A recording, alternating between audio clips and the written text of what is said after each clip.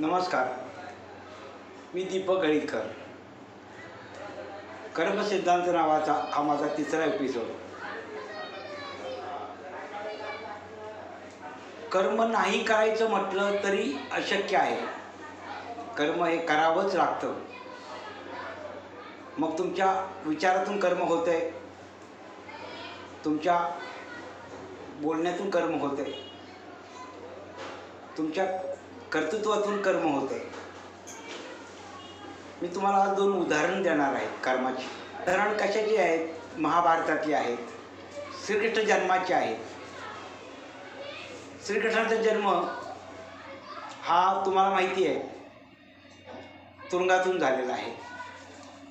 देवकीची 8 पुत्र, 8 संतती कंसाने ठार मारलेले आहेत. कारण कंसाला भाकीत झालं होतं, आकाशवाणी झाली होती की 8वा पुत्र तुझा वध करणार. परंतु 7 पुत्र झाल्यानंतर यशोदाकडे झालेली मुलगी ही 8वा पुत्र म्हणून देवकीकडे पाठवण्यात आली. आणि देवकीचं झालेला मूल हे यमुनेतून एवढा मोठा पूर आला असताना सुद्धा यमुना नदी पार करून वासुदेवाने टोपलीतून यशोदाकडे नेलं आणि यशोदाला सुपूर्त केला. यशोदाकडे तो वाढला 14 वर्षापर्यंत. 14 वर्षांनंतर तो पुन्हा कंसाचा वध करण्यासाठी आला आणि कंसाचा वध केला आणि आपल्या आईला मुक्त करण्यासाठी, वडिलांना आईला मुक्त करण्यासाठी तो तुरुंगातून बाहेर आला. ज्यावेळेस तुरुंगात होतं त्यावेळेस आई म्हणाली त्याची की बाळा 14 वर्ष वनवास मला का दिलं रे तू? 14 वर्षानंतर तू मला कसा भेटतोयस? ते म्हणाला, आई हे कर्माची फळे आहेत. मागच्या जन्मात मी राम होतो आणि राम असताना तू कैकई होतेस आणि तू मला 14 वर्ष वनवासात पाठवलं होतं. त्यामुळे मला आता 14 वर्ष तुझ्यापासून वेगळं राहावं लागलं आणि तुला माझा वियोग, सख्या तुझ्या पोटी जन्माला येऊन सुद्धा तुझा वियोग तुम्हाला सहन करावा लागला.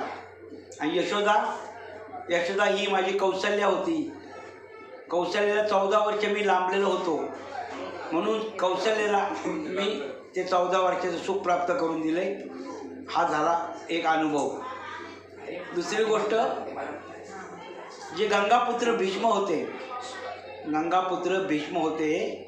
ते गंगापुत्र भीष्मसुद्धा आपण गंगेत गेल्यानंतर आपल्याला आपली पापं सगळी धुतली जातात म्हणतो, पण तसं झालेलं नाही आहे.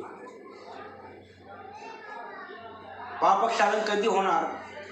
की ज्यावेळेस तुमचं कर्म तुम्ही स्वतः निष्कर्म होऊन कर्माची तुम्ही पूर्णपणे कुठली फलाची अपेक्षा न करता ज्यावेळेस कृष्णार्पण करता, परमेश्वराला अर्पण करता, त्यावेळेस तुम्हाला निष्कर्म तुम्ही होऊ शकता.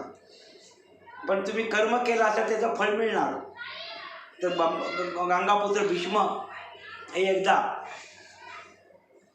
महाभारताचं मोठे युद्ध झाल्यानंतर कुरुक्षेत्रामध्ये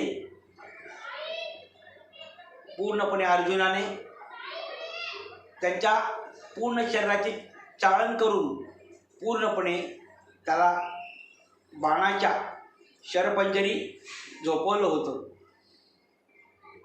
पण ते इच्छा मरणाची त्यांच्याकडे सवय असल्यामुळे इच्छा मरणाची ही त्यांना एक वरदान प्राप्त होतं. इच्छा मरणाने त्यांना मरण येणार होतं. स्वतःची इच्छा जर असेल तर मरणार होते, तर ती इच्छा त्यांनी न करता सुद्धा ते मरण नव्हते पावले.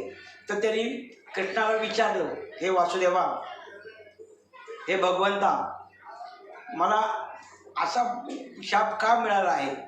माझं कुठे चुकलंय की मला एवढे बाणावर झोपवले, मला बाणाच्या शरपंजरी झोपवले? तर कृष्ण म्हणाले, तात भीष्माचार्य, तुम्ही पाठीमागच्या जन्मात राजपुत्र होतात आणि राजपुत्र असताना तुम्हाला काय केलेलं आहे की तुम्हाला अहंकार होता, गर्व होता, राजपुत्राचा एक थाटमाट होता. तुम्ही रस्त्याने चालत असताना एक सरडा तुम्हाला आडवा आला होता आणि तुम्ही बाणाच्या टोकावर त्या सरड्याला उचलून लांब फेकलं गेलं आणि तो सरडा निवडुंगाच्या पानावर, जे काट्यांचं पान असतं, ज्या पानाला खूप काटे असतात, त्या काट्यांवर तो सरडा पडला. आणि तेच भोग तुमच्या नशिबात या जन्मात आलेले आहेत. म्हणजे कर्म हे तुम्ही अनाहूतपणे करा, जाणून बुजून करा किंवा कसंही करा, तुमचं कर्म हे तुम्हाला सोडणार नाही. जर चांगलं कर्म केलं तर चांगलंच होणार, वाईट कर्म केलं तर वाईटच होणार. ही कुठल्या परमेश्वराला सुद्धा सुटलेलं नाही आहे. हे राम, लक्ष्मण किंवा तुमचं कृष्ण, ह्या कोणालाही हे कर्म सुटलेलं नाही. रामाला सुद्धा वनवास भोगावा लागला. दशरथाला सुद्धा त्याने केलेलं कर्म, श्रावण बाळाला जो बाण मारला, त्याच्या आई वडिलांपासून त्या श्रावण बाळाला जेव्हा आई वडिलाला भेटता आलं नाही, मुलगा मरतेवेळी आपल्या बापाला भेटला नाही, म्हणून दशरथ राजाला सुद्धा त्या कर्मामुळे रामाची लक्ष्मणाची मरताना गाठ पडलेली नाही. म्हणजे रामासारख्या माणसाला सुद्धा कर्म ही सुटलेली नाहीत. मग आपण तर किरकोळ आहोत, आपण तर एक मनुष्य, किरकोळ जन्मातला मनुष्य. आपण लक्षात ठेवलं पाहिजे आपण रोज कसं वागतोय. रोज वागताना आपल्या नशिबात काय लिहिलेलं आहे हे तुम्ही स्वतःहून लिहिलेलं आहे, हे दुसरं कोणी लिहिलेलं नाही.